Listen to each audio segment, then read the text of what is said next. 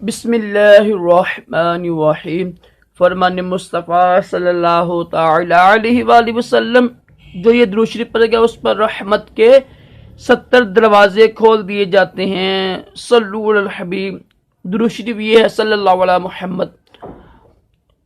گرا ہوا لقمہ اٹھا کے کھانا سنت مبارکہ ہے، راشد عطاری نوری دوا خانے کی طرف سے، اور آپ دیکھ رہے ہیں مجرب نسخے۔ آج کا جو میرا موضوع ہے وہ یہ ہے کہ کیا حکیم لوگ واقعی کنجوس ہوتے ہیں؟ یہ بڑا اہم موضوع ہے۔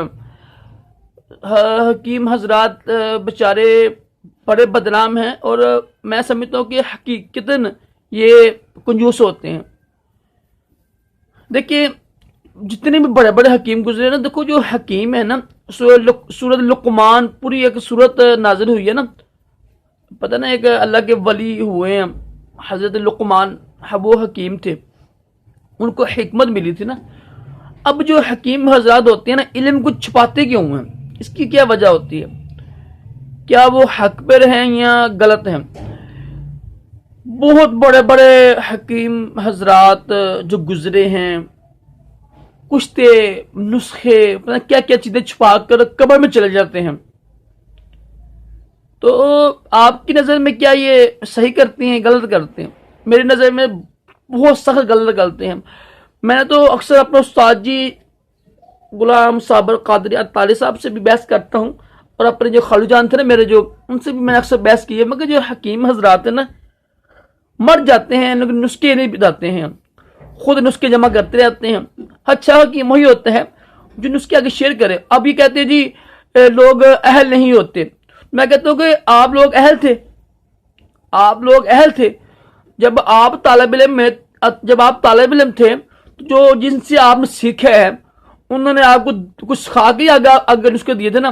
اب تو ایک بندہ اس کو وہ اہل نہیں ہے کشتوں کا، تو جنہوں نے کشتے آپ کو دیے ہیں، جو بڑے بڑے حکیم حضرات گزرے ہیں، انہوں نے پہلے آپ کو سمجھایا یہ کرو، پھر نسخے یعنی آپ کو عطا کیے کشتے بنانے کے، یہ کوئی بھی نسخہ ہو جائے نا۔ لیکن یہ جو لوگ ہیں یہ بس یہی ہے، پیسے کمانے کے چکر میں نا نسخے شیئر نہیں کرتے ہیں۔ حالانکہ علم ہے نا، کوئی سا بھی علم ہے نا، اچھا علم، اس کو شیئر کرنا چاہیے۔ ایک صحابی تھے نا، انہوں نے جب یہ حدیث سنی نا، میں مفہوم یعنی پیش کرنے لگا مفہوم کہ جس نے کلمہ پڑھا ہوا ہے نا تو وہ جنتی ہے۔ تو نبی پاک صلی اللہ علیہ وسلم نے فرمایا تھا کہ تم اس کو چھپاؤ، کیونکہ لوگ نہیں انہوں نے چھپایا تھا۔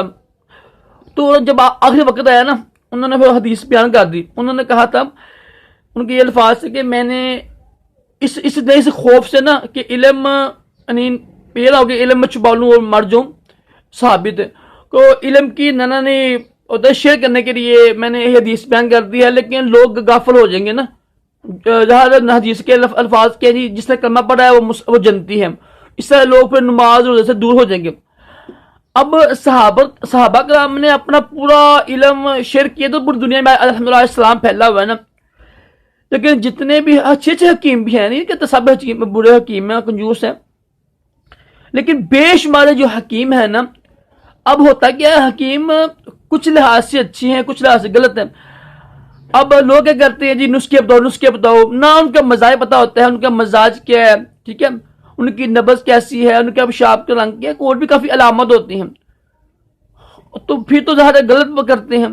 لیکن جو شاگرد رہ چکے ہیں، جو حکمت سے شوق رکھتے ہیں، وہ کافی عرصہ شاگرد رہے ہوں، ان کو نہیں بتاتے ہیں لوگ ہیں۔ میرا ایک بہت پیارا دوست ہے شفیق بھائی ہیں، ان کے ابو تھے ماشاءاللہ، ان کو نا 50 سال انہوں نے نا اپنے استاد کی خدمت کی ہے، شاعر اور ایک حکیم صاحب ہیں، 50 سال انہوں نے عرض کیا تھا کہ جو ہے نا کچھ سننا مجھے وہ بتا دیجیے گا، انہوں نے نہیں بتایا، انہوں نے ہے 50 سال اپنی زندگی کے ضائع کر دیے ہیں ایک استاد کے پیچھے، اس نے وہ نسخہ نہیں بتایا ہے، حالانکہ ماشاءاللہ بڑے یعنی قابل حکیم ہیں۔